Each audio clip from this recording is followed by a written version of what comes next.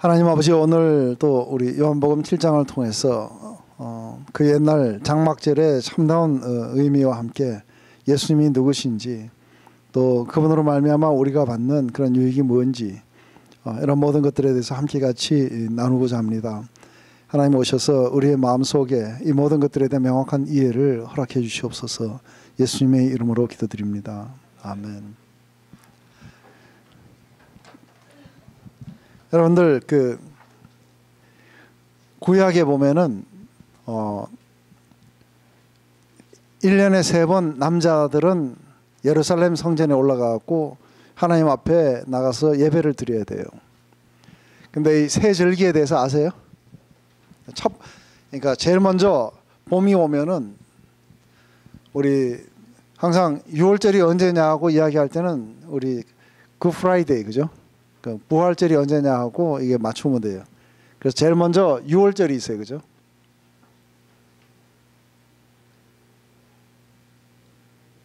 그렇기 때문에 거의 3월 아니면 주로 4월에 걸리죠, 그죠? 그러고 나서 이 6월절로부터 시작해갖고 7주가 지나면은 오는 게 뭡니까?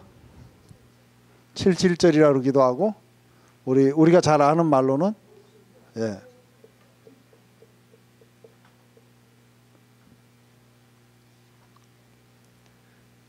그 다음에 이게 거의 아마 추수감사절, 미국 말고 우리 이쪽의 추수감사절하고 거의 비슷하게 떨어질 거예요. 그럼 제일 마지막 절기가 뭡니까? 네, 장막절이죠, 그죠? 그래서 저는 어떻게 기억하냐면 6월절은 우리 아들 생일, 장막절은 제 생일이에요. 그래서 거의 봄과 가을 이 사이에 한 6개월 정도 차이가 있어요. 이건 2달 조금 안 되죠. 7주니까. 근데 이스라엘에는 이 6월절 좀 전까지가 비가 옵니다. 그러고 나서 6월절이 지나고 나면 그때부터 건기가 시작이 돼가지고 계속 이게 건기가 돼가지고 이 장막절 이런 데까지 계속 이제 건기가 되겠죠. 그렇기 때문에 안에서 6월절은 제일 먼저 이게 봄에 그 곡식 추수가 일어나는 때입니다. 그래서 추수가 시작이 돼갖고 이 7주 동안에 추수가 거의 다 이제 끝나게 되죠. 그래서 7주가 되면 모든 곡식들의 추수가 거의 끝나는 때가 오순절쯤 되고, 장막절은 이 가을에 되면은 이제 포도나 아니면 감이나 뭐 이런 것들이 이제 추수가 되는 그런 수확하는 때가 되겠죠. 근데 오늘 우리 7장에서 이렇게 보게 되면은 이 7장에 나오는 주제는 장막절이에요. 그래서 장막절이 이름에 해가지고 이제 위에 올라가는 이야기로 나와요. 근데 이게 장막절의 기원을 우리가 이야기하기 전에 먼저 이 장막절을 갖다가 지키게 될 때 이때쯤 되면은 상당히 이렇게 모든 우리 여기에 어디로 치면 되냐면 여기도 약간 비슷해요, 그죠? 비슷해갖고 우리가 8월 달쯤 되면은 오히려 한국에는 8월 달 되면 잔디가 파랗게 살아있는데 여기는 누렇게 죽어요. 그리고 오히려 겨울에 비가 오니까 겨울에 잔디가 푸릇하게 이렇게 살아있어요. 똑같아요.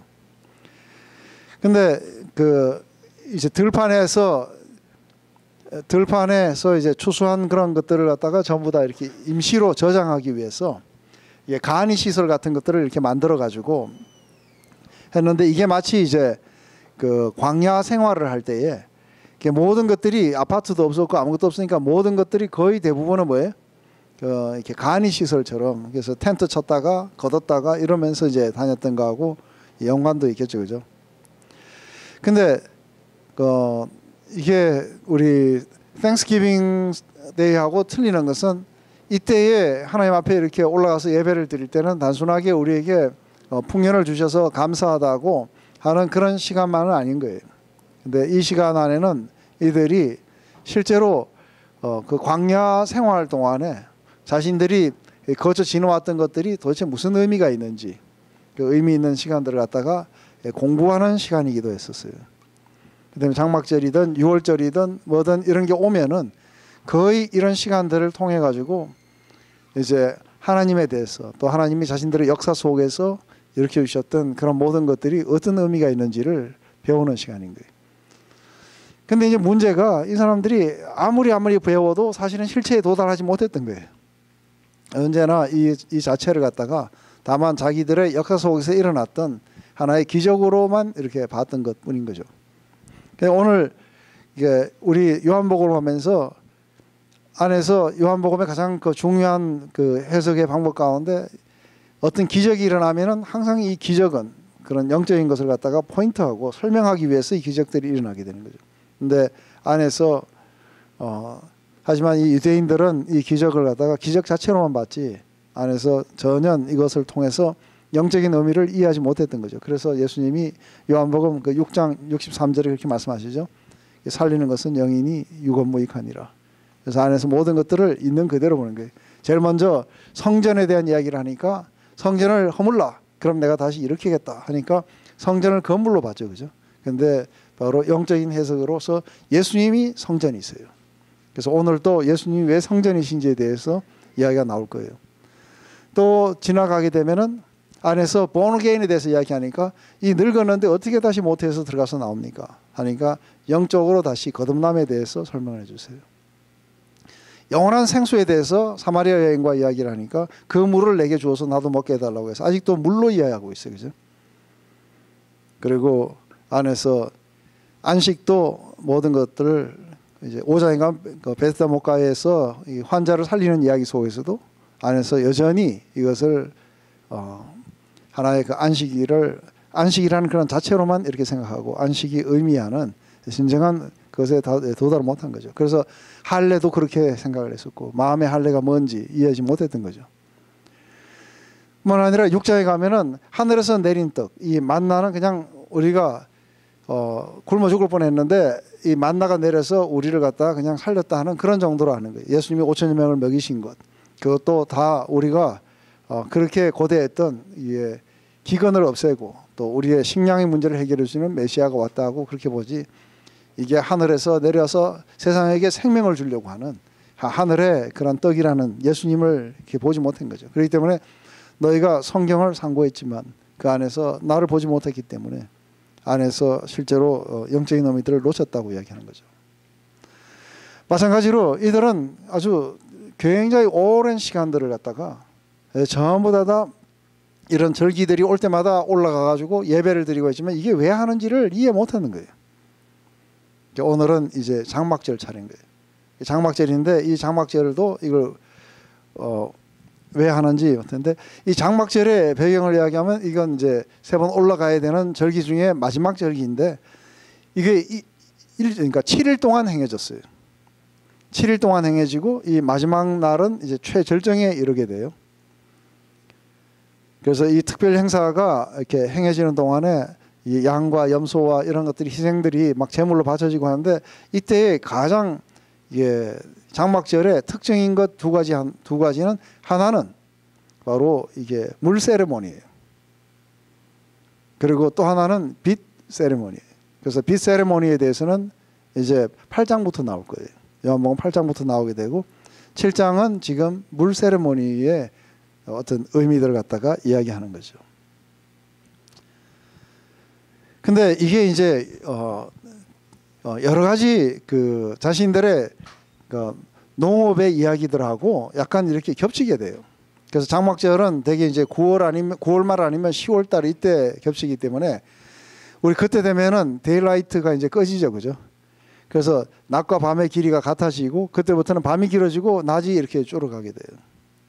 그렇기 때문에 이 마지막 날 이 빛의 행사는 이것과도 연관을 가질 수는 있어요. 그래서 이게 요한복음 8장에 나는 세상의 빛이니 하고 이야기했던 영적인 의미하고도 연관을 가져요. 또 때가 우리 8월 달 되면은 물 쓰는 거 우리 여기도 이렇게 제한하잖아요, 그죠? 그때가 가뭄의 때예요. 가뭄의 때이기 때문에 모든 삼라만상이 새롭게 되려고 그러면 이게 물이 필요한 거예요.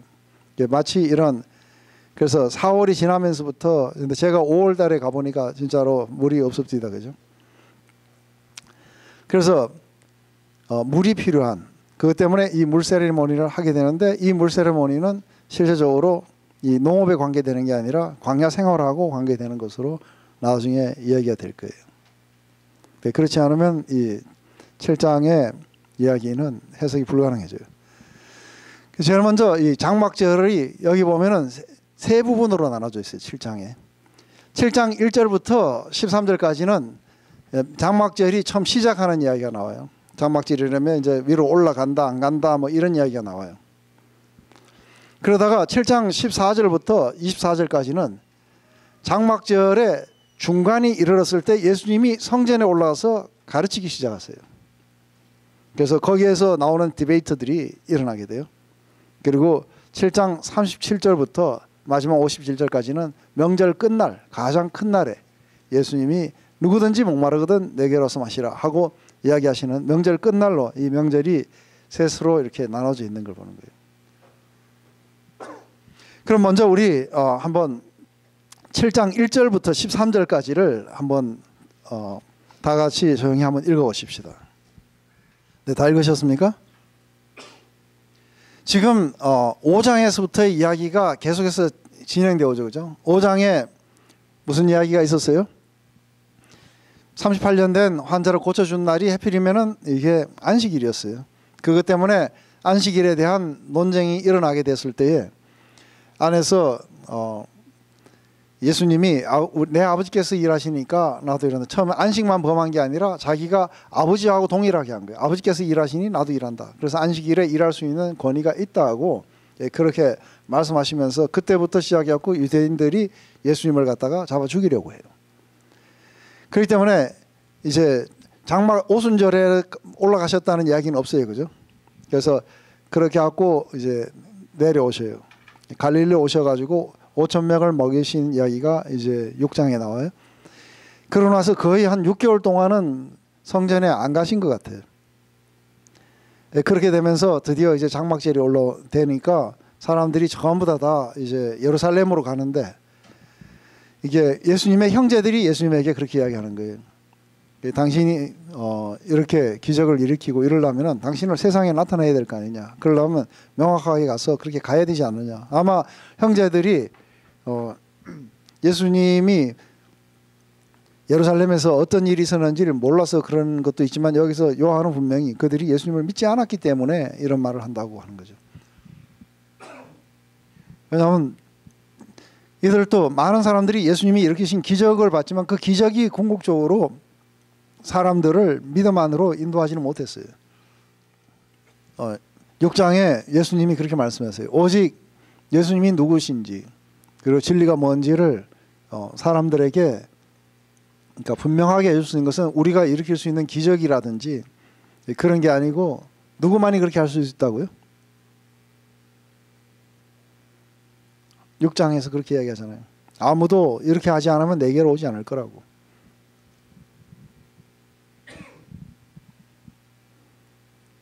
지난주에 했는데 잊어버렸어요.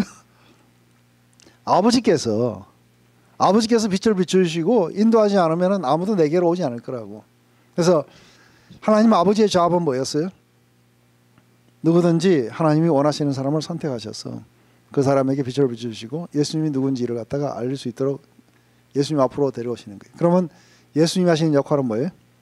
그 자기에게 온 자를 하나도 잃지 않고 마지막까지 생명을 주고 그리고 영원한 삶으로 인도하시는 거예요. 근데 사람들이 기적을 보고 이 동생들도 아마 봤을 거예요. 그죠? 그리고 갈릴리에서 일으킨 기적도 봤을 거예요. 근데 이 기적이 이 동생들마저도 예수님이 누군지를 보지 못하게 한 거예요.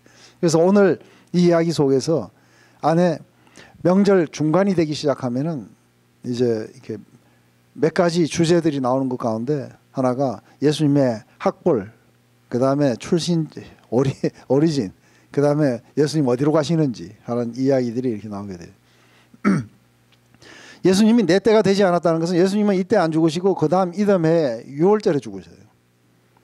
그렇기 때문에 아직도 내 때가 되지 않았다는 것은 지금 현재 이 이야기의 전반은 굉장히 유대 지도자들이 굉장히 공포스러운 이런 분위기인 거예요. 그래서 사람들도 나중에 뒤에 가게 되면 사람들도 그가 왔느냐 하고 그러는데 아주 공개적으로 이야기 못한 채 아주 프라이빗하게 야야 왔나 하고 이제 이러면서 했는 건 유대인을 두려워했다는 거죠. 이런 어떤 속에서 이제 형제들은 그래도 당신이 세상에 알릴라 그러면 지금 당당하게 가야 되지 않느냐 했을 때 예수님은 아니 내 때가 아직 되지 않았다고. 왜 때가 되지 않았냐면 세상이 나에게 이렇게 아주 그 흉악하게 구우는 것은 내가 그들의 행위가 악하다는 것을 갖다가 밝혔기 때문에 그런 거라고. 그러면서 내 때가 되지 않았다고 해서 먼저 올라가라 그러면서 예수님이 바로 그 때들과 함께 같이 가지 않은 것은 원래는 함께 같이 가야 돼요. 왜냐하면 길의 위험과 강도의 위험과 이런 것 때문에 함께 같이 가야 돼요. 특별히 이 요단강을 따라가고 이렇게 와가지고 여리고에서 이렇게 올라갈 때는 거기에는 광야 유대 광야에서 이 강도들을 많이 만나게 돼요. 그래서 선한 사마리아에 의한 이야기도 여기 있어요, 그죠? 그래서 함께 같이 무리를 지어가면 안전하기도 하는데 먼저 다 보내고 난 뒤에 혼자서 아주 이렇게 스파이처럼 올라갔어요. 그것은 자신의 때가 지금이 아니고 그 다음 이듬해 봄에 그때 하셔야 된다고 하는 걸 알게 되겠죠.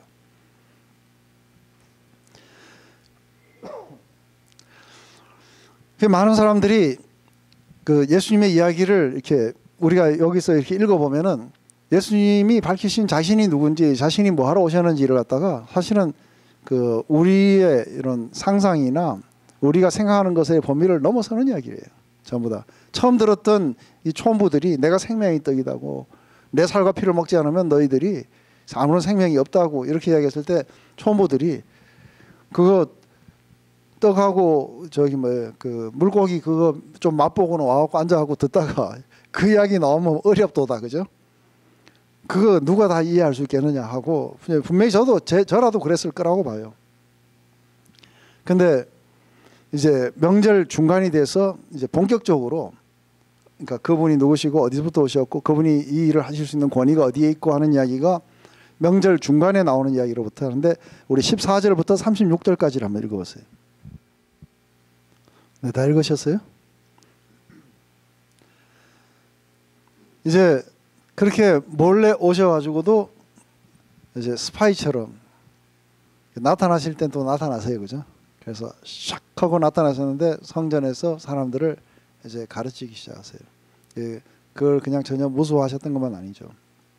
근데 이때에 예수님과 청중들 사이에 오고 간 대화의 내용의 거의 대부분은 예수님이 누구시며 그리고 그분의 신분과 사역을 설명하라는 것이었어요. 그것이 권위가 어디서부터 왔으며 이런 이야기들이 쭉 나오게 되죠. 근데 예수님이 말씀하시는데 아무도 이해를 못했는 이유가 제일 먼저 이게 세 가지가 나오는데 질문이 나오는데 첫 번째는 예수님의 학벌에 대해서 나왔어요. 그 양반 어디서 공부했대 하는 거죠. 그죠? 그 안에서 이게 굉장히 중요한 게 이게 사도 바울은 가마리알 문화에서 공부를 했어요. 그렇기 때문에 안에서 저는 여기 있는 리전트 신학에서 공부를 했어요. 그렇기 때문에 제가 저를 갖다가 이렇게 증명해 줄 때 나는 여기서 공부를 했습니다. 그리고 저는 이 교단에서 안수를 받았습니다.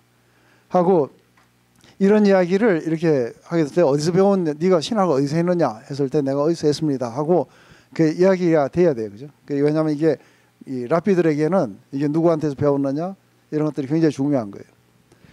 근데 예수님을 보니까 이게 학벌이 없는 거예요. 국조월이 아닌 거예요. 국조월도 없는데 예수님이 가르치시니까 그러니까 이제 사람들이 묻는 거예요, 그죠? 배운 적이 없는 거를 어떻게 해서 이런 이야기를 할 수 있느냐 하고 이렇게 묻게 되죠. 예수님 대답은 예수님은 어디서 배웠다고요? 전부 대답이 세 질문 대답 다 하나님이에요. 나는 여기 리전트에서 배운 게 아니면 난 하나님에게서 배웠다고 이렇게 하세요, 그죠? 그 이야기들을 한번 이렇게 보십시다.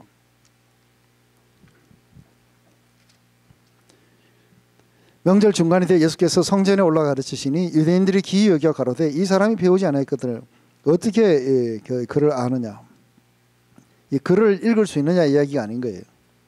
이 이야기는 어떻게 이 모든 티칭들을 할 수 있느냐는 얘기예요. 예수께서 대답하여 가르치되 내 교훈은 내 것이 아니요 나를 보내신 이의 것이니라. 사람이 하나님의 뜻을 행하려 하면 이 교훈이 하나님께로 왔는지 내가 스스로 말함인지 알리라. 스스로 말하는 자는 자기 영광만을 구하되 보라 보내신 이의 영광을 구하는 자는 참되니 그 속에 불이 없느니라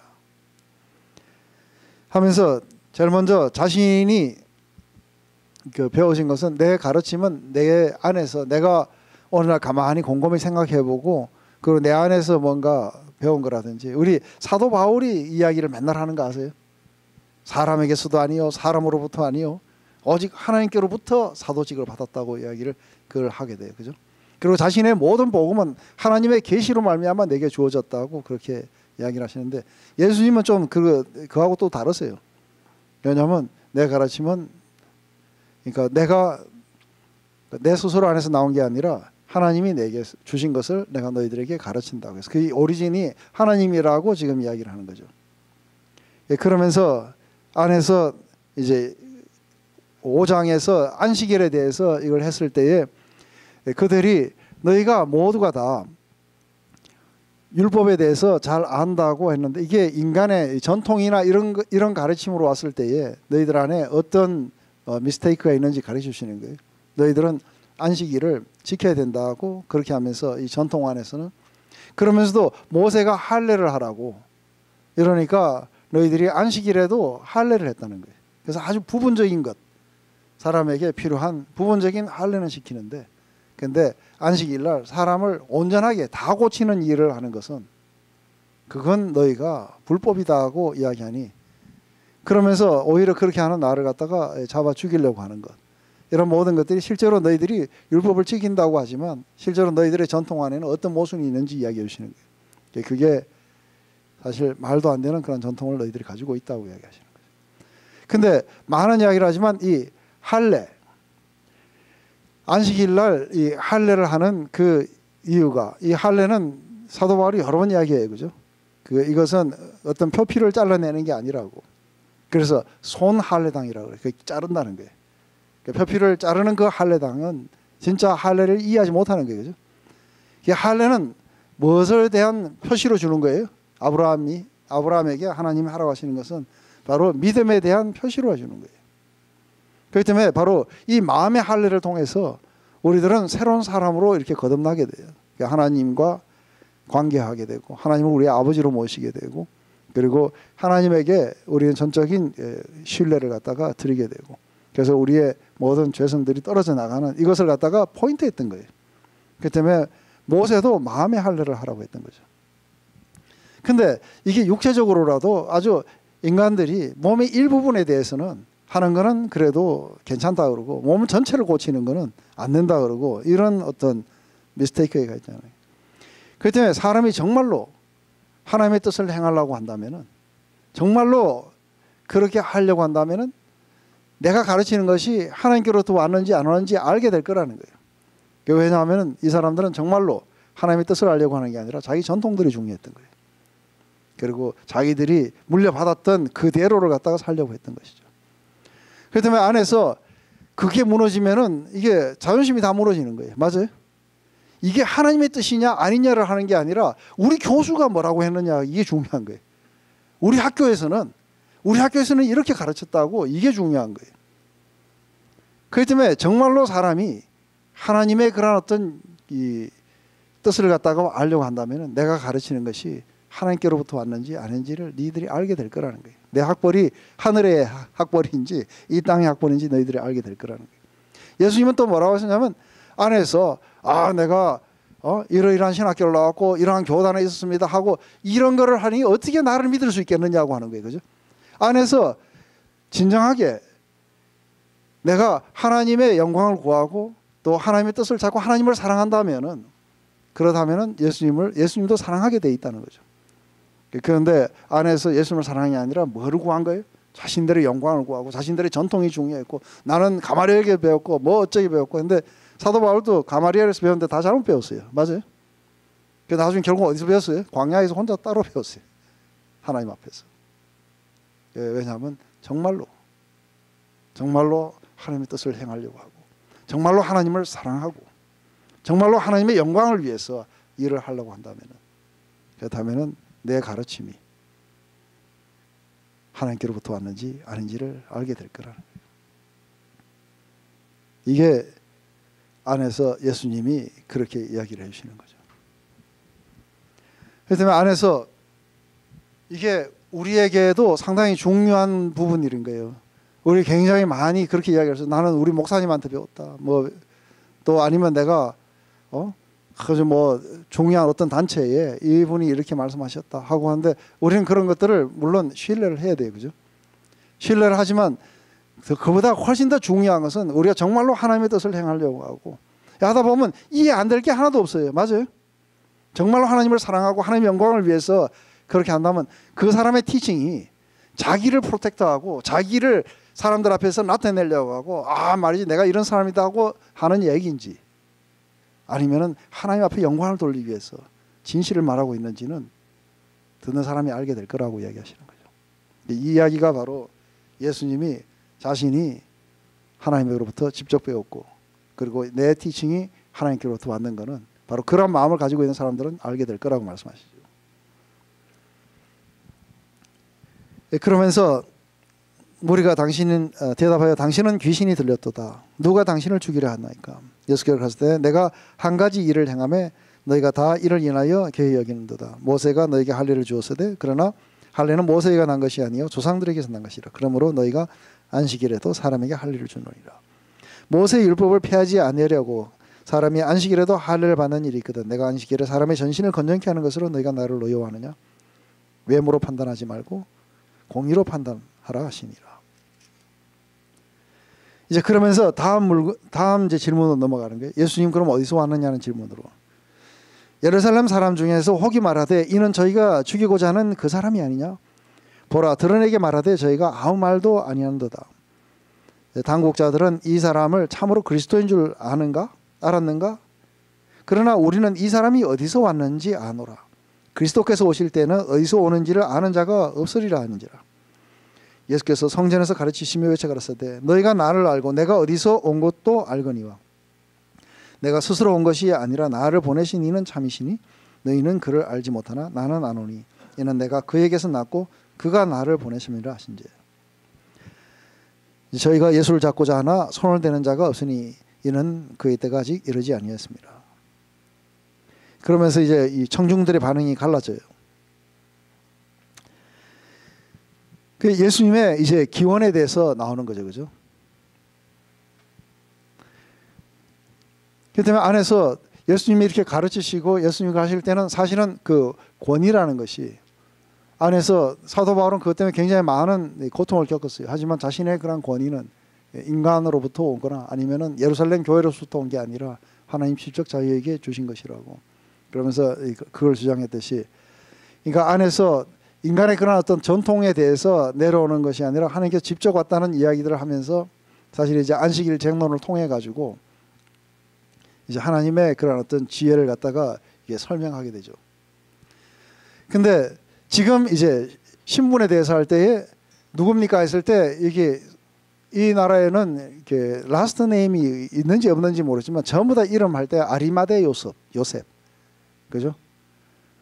그리고 또 나사렛 예수, 막달라 마리아.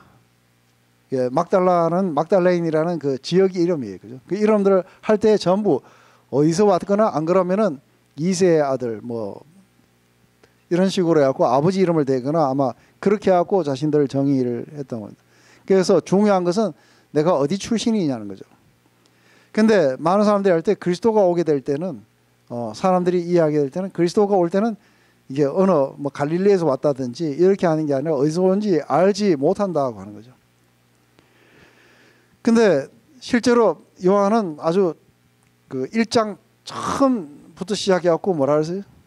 태초에 말씀이 계셨고 그 말씀이 하나님과 함께 계셨고 그리고 그분이 하나님이셨고 그리고 그 말씀이 육신이 되어서 이 땅을 찾아오셨다고 처음부터 그 오리진에 대해서 이야기를 해요. 맞습니까?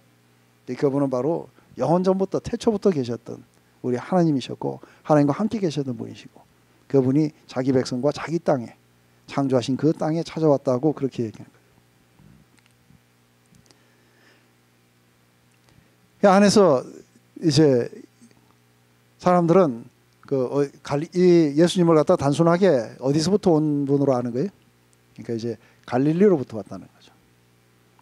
갈릴리로부터 왔고 그 출신지도 실제로 이 구약에서는 베들레헴에서 그리고 다윗의 계통을 따라서 베들레헴에서 태어난다고 했는데 이분은 나사렛 예수라고 그래요, 그죠? 그러니까 이것도 맞지도 않고 거기에서 무슨 선지자가 나오느냐 하고 이 나다네엘이 그렇게 이야기를 했어요. 이제 장면 3로 한번 넘어가 보십시다.